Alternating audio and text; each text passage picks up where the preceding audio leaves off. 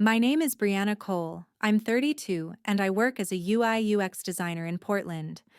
For years, I've been the one my family hits up whenever they need cash or a quick fix, never asking, just expecting. Last Sunday at Dad's 58th birthday barbecue, the mood shifted the second he raised his glass. "We've booked tickets to Maui," he said, grinning wide. "Just the four of us." Mom smiled, avoiding my eyes. My older brother Justin smirked like he'd won something. My younger brother Owen looked down at his plate. Four tickets. I wasn't on any of them. I kept my face calm, fork frozen halfway to my mouth, but inside I was reeling. Then my phone buzzed quietly, a bank alert I almost ignored. $8,000 charged to my card for a luxury villa, private tours, and a rental Jeep, all under my name. They hadn't just left me out. They'd paid for their dream trip with my money.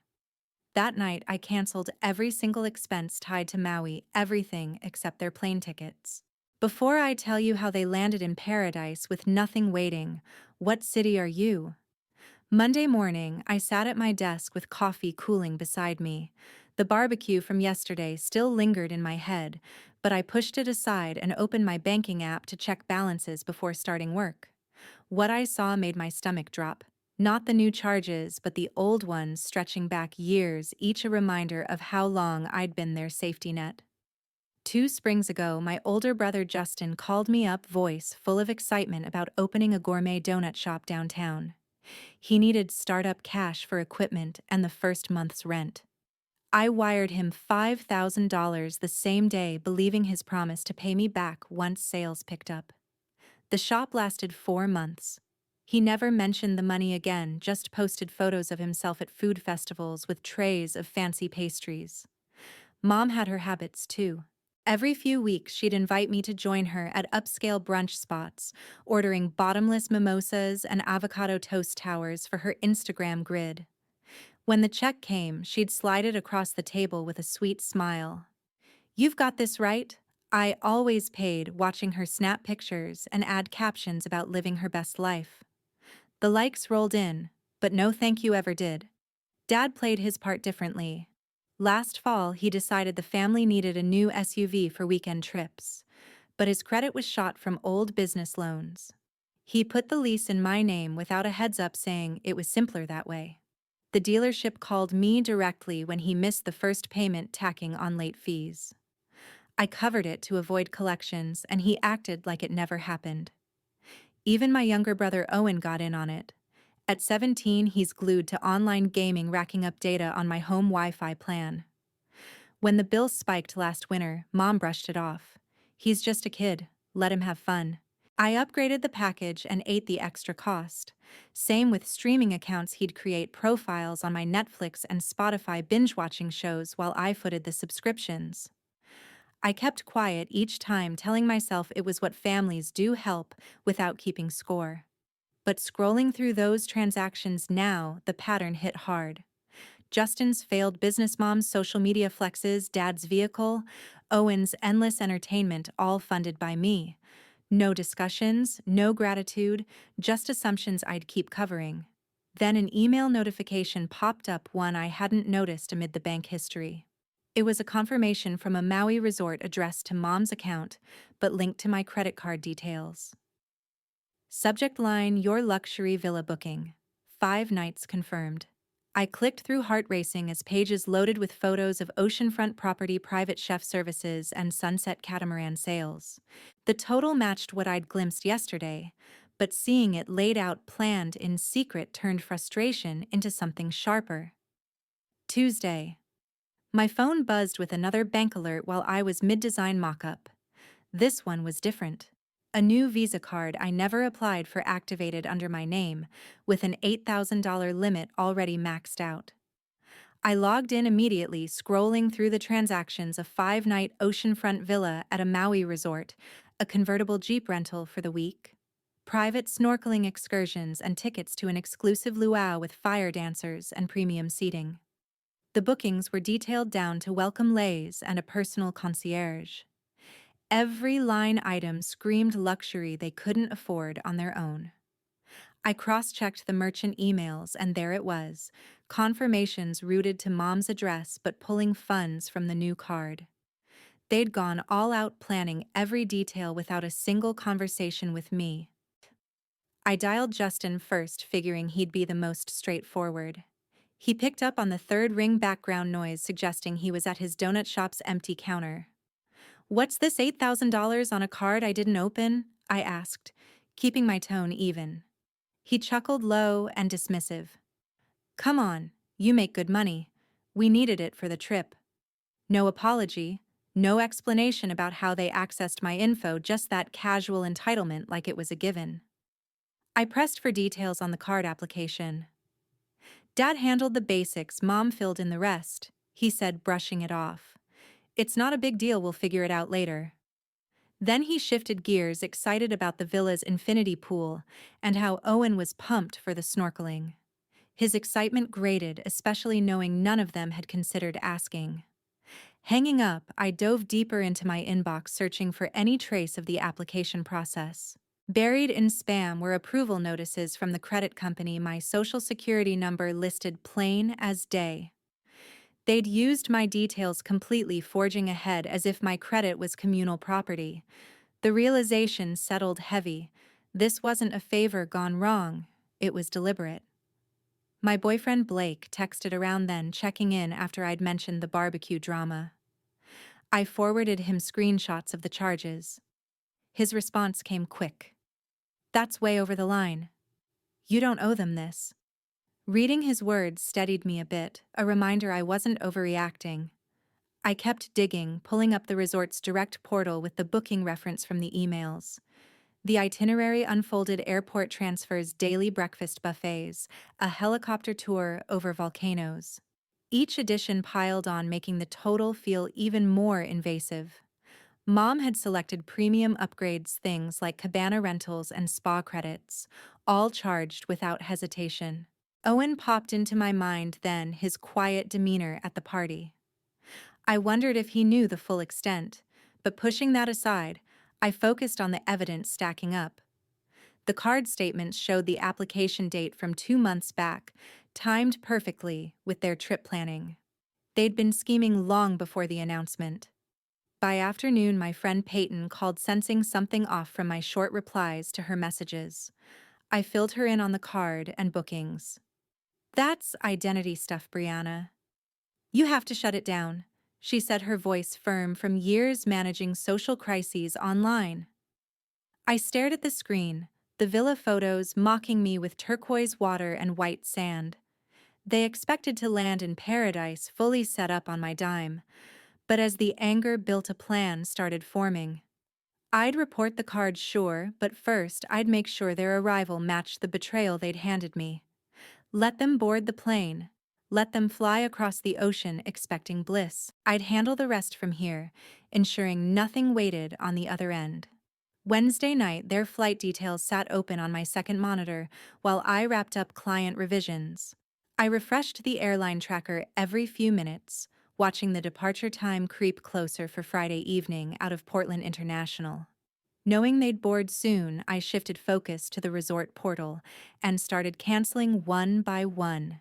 The villa reservation vanished with a single confirmation click, 5 nights, wiped clean. Next came the Jeep rental, a quick call to the agency using the reference number, and the agent processed the void without questions. Snorkeling excursions followed, then the luau tickets, each removal sending an automated email to Mom's inbox about the changes. I left the plane tickets untouched, 4 seats booked and paid separately on Dad's frequent flyer account. They'd make the trip across the Pacific, but landing would be a different story. With bookings gone, I turned to the card itself, logging into the bank's fraud section and reporting the unauthorized account. The representative froze it instantly, promising a full investigation and charge reversals. Services they leaned on came next. I accessed my router settings and removed every device not mine, cutting off the home Wi-Fi they still connected to during visits. Netflix profiles disappeared. Justin's late-night baking shows and Owen's anime cues gone. Spotify family plan shrunk to solo playlists they'd added no longer accessible. Cloud storage links got revoked files they uploaded for safekeeping, now locked behind new credentials. I updated passwords across banking apps, email, even my work collaboration tools enabling two-factor on everything. Each change built a barrier small but solid. Blake stopped by after his shift carrying takeout from our favorite Thai spot. I showed him the cancellation confirmation spread across the screen. He set the food down and pulled me into a hug. "This is you taking your life back," he said, voice steady. "They can't keep treating you like an extension of their wallet." His support cut through the lingering doubt, making the steps feel right. I ran final checks on the resort site, ensuring no hidden add-ons remained. The helicopter tour over the Volcano Cabana rentals all terminated.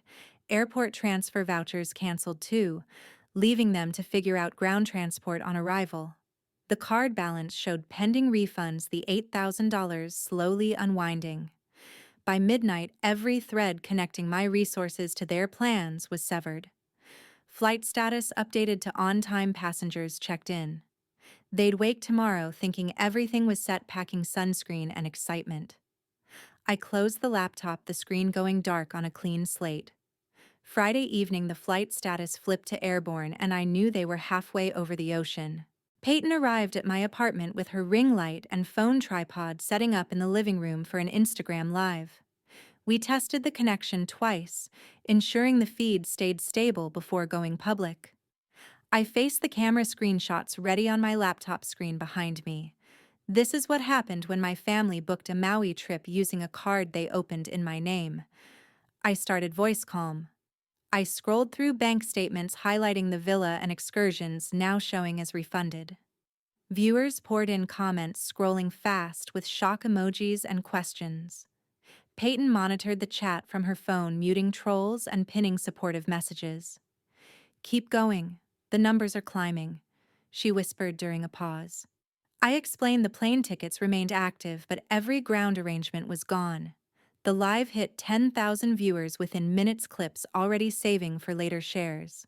After ending the stream, I crafted a Facebook post with the same images, tagging Dad, Mom, Justin, and Owen publicly. Caption read, "No longer funding secrets. Here's the proof." I hit share and watched notifications explode, friends reacting first, then extended family. Owen messaged me privately almost immediately. "I saw the live. I didn't know about the card until Justin mentioned it last week.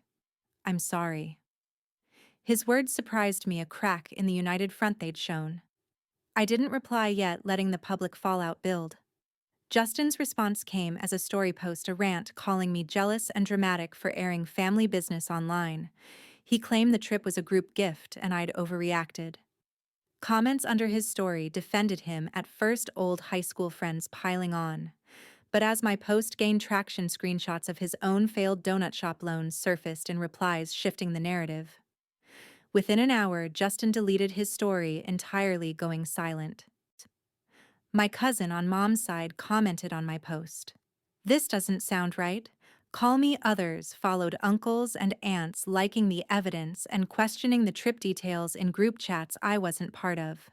Peyton refreshed analytics on the live replay. 20,000 views already, and shares are crossing platforms. She adjusted settings to allow duets, encouraging others to react. Strangers messaged encouragement, sharing similar stories of boundary issues with relatives. Blake checked in via text, watching from his place. "Proud of you for speaking up.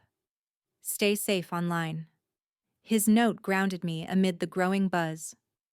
The post reached mutual connections, people who'd attended Justin's shop opening now seeing the financial side. Relatives' doubt grew visible, a few unfollowing Justin quietly. Mom's profile stayed inactive, no defense posted. Dad's account liked a neutral vacation meme, avoiding the drama. The online shift felt validating, proof I wasn't the only one seeing the pattern. By late night, the Facebook post had hundreds of shares, comments splitting between support for me and confusion over their silence. Owen sent another message. "They're mad at me for texting you. I just wanted you to know." I screenshotted it, adding to my folder of evidence without responding. Peyton packed her gear, promising to monitor overnight. "This is blowing up exactly how it should," she said at the door. I nodded, the apartment quiet again, but the digital storm raging on. Saturday morning, my phone started blowing up with calls from unknown Hawaiian numbers. I let the first few ring out, then picked up when Mom's name flashed on screen. Her voice cracked through static. "We landed, but the villa says our reservation doesn't exist." "What did you do?" I stayed silent as she detailed the chaos. No Jeep at the curb, no concierge holding signs. Dad grabbed the phone next. "Fix this now, or you're paying for a hotel out of pocket." His demand echoed in the airport terminal, passengers glancing over. Justin chimed in from the background, yelling about wasted time and how the luau company hung up on them. Owen stayed quiet, but I heard him shuffling luggage. They'd spent hours at the rental counter, credit cards declined for any new charges. The family huddled near baggage claim suitcases piled high with no plan. Mom took the phone again, tears audible. "We're stranded here, Brianna. No place to stay, no car." She described sleeping on airport benches using jackets as blankets while security circled. Dad tried booking a cheap motel online, but the card freeze blocked everything.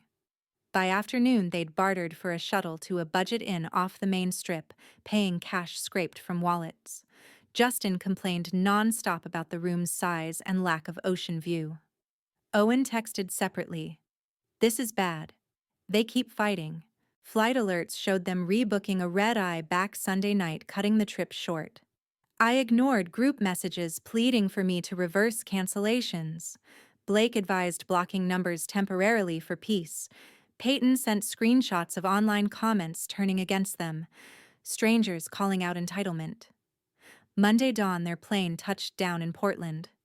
I watched from my window as Dad's truck pulled into my driveway unannounced.